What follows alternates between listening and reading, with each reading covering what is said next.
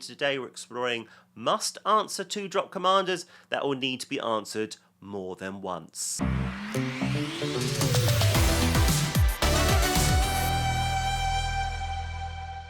We've already looked at 3 and 4 mana commanders that need removing ASAP, and I skipped 2 manas because, 2 mana legendary, surely you just let them get on with their existence and they'll potentially end up taking some stray damage, but then it dawned on me, who has the resources to deal with a 2 mana commander over and over again? Their early entry is potentially worrying, but it's how easy they are to recast.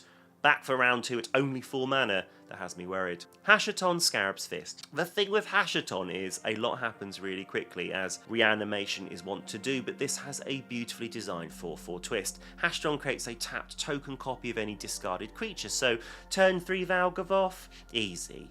Turn 3 Villas, gross. With discard outlets like Psychic Frog, Likeness Looter and Putrid Imp, this is consistent chaos, but it's not about cheating in high-powered because you get altered stats. It's about cheating creatures in that have an ability that is hidden away at a higher mana value. The Ancient Dragons spring to mind. They might be 4/4s, but they still have that D20 trigger. But the best/worst thing for you is the 4/4 base matters. Now, your Tree of Perdition will swap life totals at 4 toughness, and your Giggling Skitterspike enters with 4 power rather than 1, which gives a ceiling of 10. And King Makar wants to be tapped on entry to untap earlier, suddenly exiling everything in sight. Hashaton doesn't just cheat, he customizes, and if you add in an untap effect, well, it all spirals. Believe me, as a Hashaton player, just answer them before the horror hits hard. Giada, Font of Hope. Giada is not all sweetness and light. She's been downing shots of Halo at the local speakeasy, getting rowdy,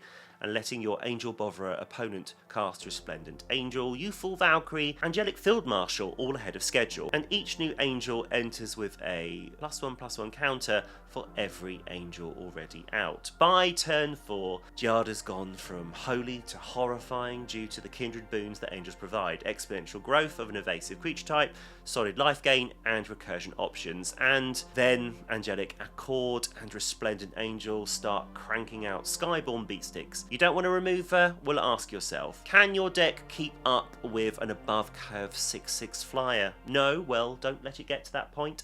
Early buff for Giada, as in a bath at the Capenna docks of cement shoes, toot sweet. Kinnan, Bonder, Prodigy. I believe someone was carefully adjusting the power level of Kinnan when a co-worker pointed out that Mark Rosewater just tripped in the WotC car park whilst carrying 20 prototype loot plushes, and as the designer ran over to observe this harrowing incident, they accidentally rolled their mouse, sending all Kinnan's well-balanced power sliders to maximum, and then accidentally hit send. Ramp is already good. Doubling ramp is disgusting. Doubling is not just on creatures. Gasp! Making that instant speed because Kinnan doesn't have to tap. Gadzooks! That his static ability powers out his activated ability. What fresh hell is this?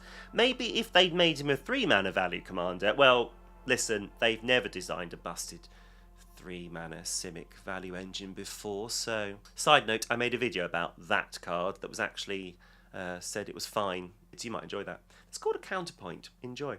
In summary, Landwhite Elves bloom tender birds of paradise, turning modest mana into monumental madness, and the activated ability is how you cheat out. Palinchron, Great Whale, Hullbreaker Horror, Eldrazi, non-humans with devastating ETBs or combo potential. Let Kinnan live and you're facing a mana-soaked monster factory, pumping out game-ending nonsense while you wonder where it all went wrong. Sythis, Harvest Hand. I'm going to revise my approach here and say you shouldn't just use your removal to take out a turn 2 Sythis before they start chaining out Utopian Sprawls, Wild Growths, Destiny Spinners, Enchantress Presences. They draw their deck whilst building a healthy board. What you actually need to do is use that removal and then band together with your foes to remove the Sythis player entirely. None of you brought enchantment removal, did you? Not one. And you're probably stuck with that Rakdos player. I'm sure that Feed the Swarm they're running is good for a taste, but not for a swallow. See the Sythis player's sphere of safety. See their Elephant Grass. See their Sandworm Convergence. That's not a draw engine in the zone. That's a totem. That's a signpost for horrors yet to come, because if any commander on this list benefits from being able to bounce back from removal, it's the one with green enchantment-based ramp and mana cards. You will not keep up with the bounce back unless you start legitimising the use of witness protection, oubliette and darksteel mutation to lock them down. Sythis is consistency incarnate. They play cards. They draw more cards. They draw more enchantress effects. They draw more cards. So band together and draw blood. This is player removal for the win. Fynn the Fangbearer. Fynn brings a much loved alternative win con to Commander. No wait, checks notes.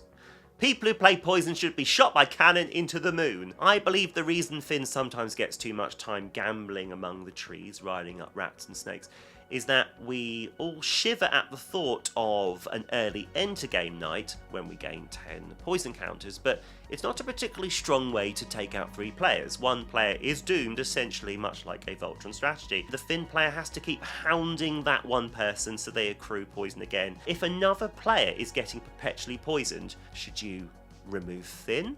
Should you leave another player to their demise? I'm going to say no. I say remove Fynn even if he isn't aggressively flirting with you. And not because you might be next. I made a whole other video on retiring a Voltron commander you might enjoy, which essentially communicates the same concept. That poor player who gets to play once in a blue moon is going to have to sit there for an hour once the other 2 players have dealt with the Fynn player who ran out of steam. Band together and remove Fynn and safeguard the entire pod's experience. Obviously, make some deals with the player that you're going to save. You're not a saint. Magda, Brazen, Outlaw.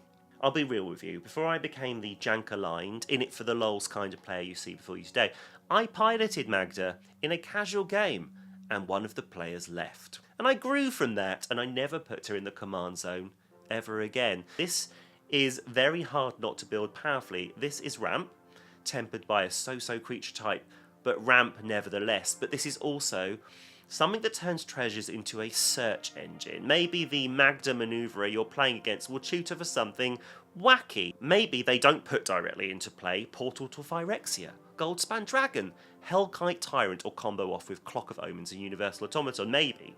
But if someone wants to go to the trouble of assembling dwarves, well, to mitigate that shame, they've got big treasure train plans. Every swing is value, every treasure is ramp and tutor, and Magda snowballs from 0 to why didn't we remove her real quick.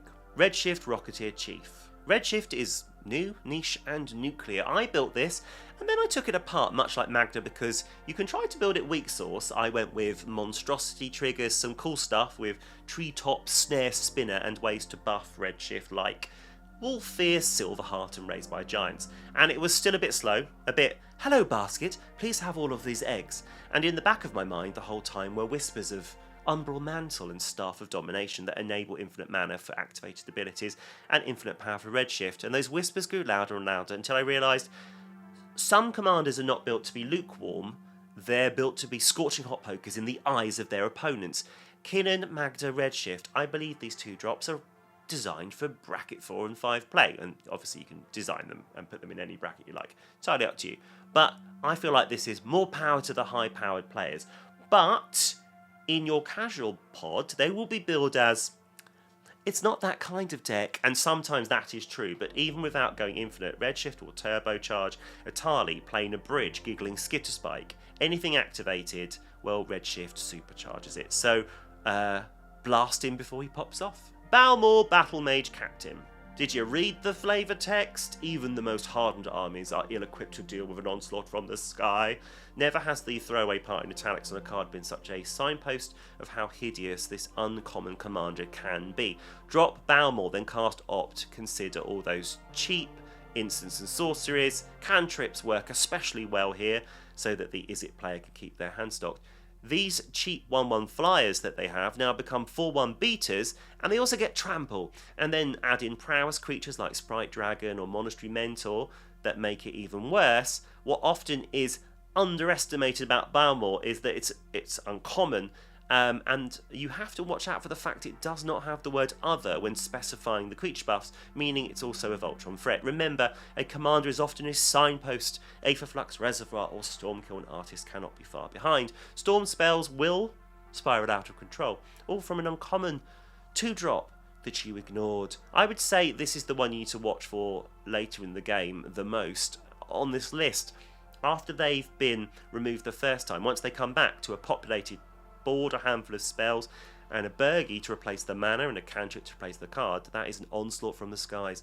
Balmor wins because you let the sky fall. Next time, shoot them down early. Here's the skinny on Arabella. Turn 1, Oscillate Pride, summoning her first fuzzy minion. Arabella enters, and then there's another cat companion created by the Oscillate Pride. That's 2 cats, and cats are evil. Turn 3, Delney Streetwise Lookout, swing with old Button Eyes and Mr. Claus to make a heap of cats. That's a TV reference. If you know it, drop it in the comments. We can be friends. And then turn 4, a City of Fire, conjured with a convoke of cursed kittens and Delney, which will triple all the damage, and Arabella will swing for 36 damage to each opponent. And yes, that might be magical Christmas land, but with such a high bar on turn 4, even a middling version of that is a nightmare. And it's not like it's a lot of work to cast power 2 or less creatures. Chuck in Anointed Procession, Mondrak, Cafar's Crusade, Impact Tremors. Well, it's a very short ghost story. Her slight smile is hiding the sharpest scissors. Bin her immediately. What other 2-drop commanders should we all be smiting early? Let me know in the comments. And if you enjoyed this humble free content today, a like and subscribe would mean the world to me. And I will see you on the next one.